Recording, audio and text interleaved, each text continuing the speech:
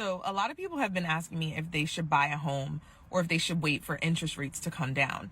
And here's my point of view, and it's kind of specific to each individual person, but here's why. If you're buying a primary residence, do not let anybody talk you into something that you can't afford.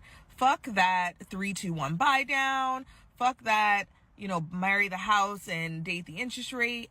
If you cannot afford this house at today's interest rates, do not buy a primary residence. Now, with that being said, if you're buying a rental property, today's interest rates really don't matter as long as you've run the numbers and the property still cash flows.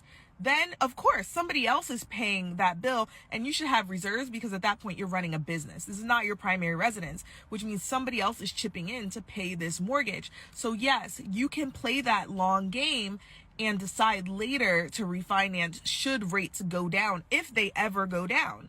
But you cannot do that with a primary. With a primary, this is your home. This is where you lay your head. This is where your family is laying their head. If you have kids or a spouse or whatever, you can't play with that money.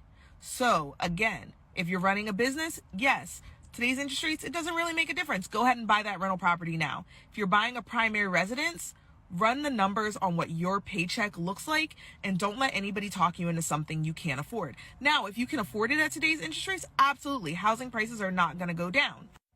Go ahead and buy that house. And hopefully interest rates do go down and you can refinance and get a later rate at another time, or a lower rate at another time. But if they don't, you know that you can afford at today's rates and you won't wind up in foreclosure. Hope that helps. Like, follow for more information. Shoot me a DM or drop a note in the comments. I'll answer any questions you guys have.